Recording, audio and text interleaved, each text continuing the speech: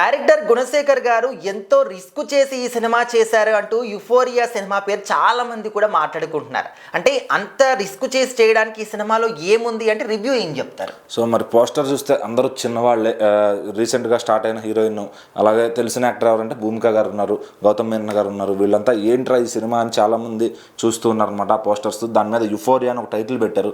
So ఇది తీస్తుంది ఎవరు అంటే కింద గుణశేఖర్ గారి పేరు ఉంది. అందరూ షాక్, ఏంటి గుణశేఖర్ గారికి ఏమైంది, అసలు ఒకప్పుడు చూడాలని ఉంది. మహేష్ బాబు గారితో ఒక్కడు, అర్జున్, సైనికుడు, ఇంకా రుద్రమదేవి లాంటి పెద్ద పెద్ద భారీ సినిమాలు తీసిన డైరెక్టర్ అనేది తీసింది. అసలు ఏంటి ఆయనకి ఏమైంది, ఈ జంజీ బ్యాచ్తో తీయడం ఏంటి అని చెప్పి అందరూ అనుకున్నారు. మరి ఆ సినిమా కథ ఎలా ఉంది అంటే కనుక నిజంగానే ఆయన టార్గెట్ అంతా జంజీనే చేసినట్టున్నారు. సో ఈ కాలంలో జరుగుతున్న బయట రోజుకొక మిస్టరీలు వింటున్నాం మనం. సో భార్యాభర్తల గొడవలు కానీ, ఆ మర్డర్ కేసులు కానీ, రేప్ కేసులు కానీ అన్నీ వింటూ ఉన్నాం. సో మరి అయితే ఆ ఒక మంచి ఎలిమెంట్ని తీసుకుని ఈ సినిమాని అయితే చెప్పడం జరిగిందనమాట. సో దీంట్లో ఇక్కడ హీరోయిన్ మన సారా అర్జున్ గారు రీసెంట్గా దురందర్తో మొత్తం కంట్రీని షేక్ చేసి పడేశారనమాట. సో అందులో ఆమె ప్లేస్ అవడం తర్వాత మళ్ళీ అది అందుకే ఆగినట్టున్నారు. ఆ సినిమా రిలీజ్ అయిపోయిన తర్వాత ఈ సినిమా రిలీజ్ చేద్దామని, ఎప్పుడో షూటింగ్ అయిపోయినా కూడా.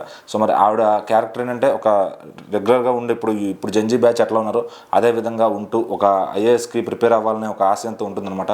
సో ఆమె జీవితం ఎలా చిన్న భిన్నం అయిపోయింది, ఆ తర్వాత అది ఎవరి వల్ల జరిగిందంటే అందులో భూమిక గారికి ఒక పాత్ర ఉంటుందన్నమాట. అలాగే ఆ కేసుని ఛేదించడానికి గౌతమ్ మేనన్ గారు వస్తారు. సో ఒక మంచి మిస్టరీగా అలాగే థ్రిల్లింగ్గా కూడా ఈ సినిమా స్క్రీన్ ప్లే సాగుతుంటుంది అనమాట. సో మరి చూస్తే ఖచ్చితంగా ఇది గుణశేఖర్ గారి రేంజ్ సినిమా అనే లెవెల్లో ఉంటుంది. అంటే చిన్న వాళ్ళని పెట్టడం వల్ల వాళ్ళకి ఇది ఒక పెద్ద సినిమా అయిందనమాట. సో ఇంకా ఈ సినిమా చూస్తున్నంతసేపు ప్రేక్షకులు అలాగే చూస్తూ ఉండిపోతారనమాట. సో కథ, స్క్రీన్ ప్లే అంతా కూడా చాలా పర్ఫెక్ట్గా వెళ్తుంది. మరి ఈ సినిమాకి నిర్మాణం కూడా గుణశేఖర్ గారు అమ్మాయి తీసుకున్నారనమాట. గుణ టీమ్ వర్క్స్లో వాళ్ళంతా కూడా అంటే సొంత బడ్జెట్లోనే గుణశేఖర్ గారు ఈ మధ్యన సినిమాలు చేస్తున్నారు. సో రుద్రమదేవి కూడా ఆయన దాదాపు ఆస్తి మొత్తం పెట్టేశాయని చెప్పారనమాట. అప్పట్లో ఒక 60-70 కోట్లు ఖర్చు పెట్టానని చెప్పి. సో దాంట్లో మళ్ళీ అల్లు అర్జున్ గారు ఫ్రీగా చేయడం వల్ల ఆ సినిమాకి ఇంకా అంత మార్కెట్ అయింది. సో మరి ఇంకా తర్వాత చాలా గ్యాప్ తీసుకుని చెప్పాలంటే మధ్యలో సమంత గారితో సినిమా తీశారు, అది పెద్ద వర్కౌట్ అవ్వలేదు, శాకుంతలం అని. సో మళ్ళీ ఇన్నాళ్ళు గ్యాప్ తీసుకుని యుఫోరియాతో వచ్చారు.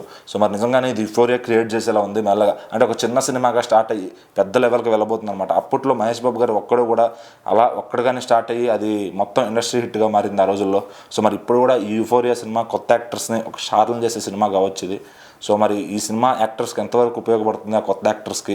సో వాళ్ళ పాత్రలన్నీ కూడా చాలా బాగా డిజైన్ చేశారు. మరి గుణశేఖర్ గారు పేరు చూసైనా చాలామంది ఆడియన్స్ థియేటర్లకు వెళ్తున్నారు అనమాట.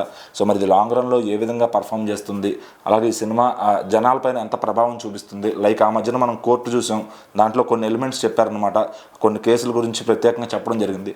మరి ఈ సినిమా కూడా చూసిన వాళ్ళకి కొంత నాలెడ్జ్ అయితే వస్తుంది. మరి చూడాలి ఆ సోషల్ ఎలిమెంట్ ఎంతవరకు జనాలపైన ప్రభావం చూపిస్తుందని.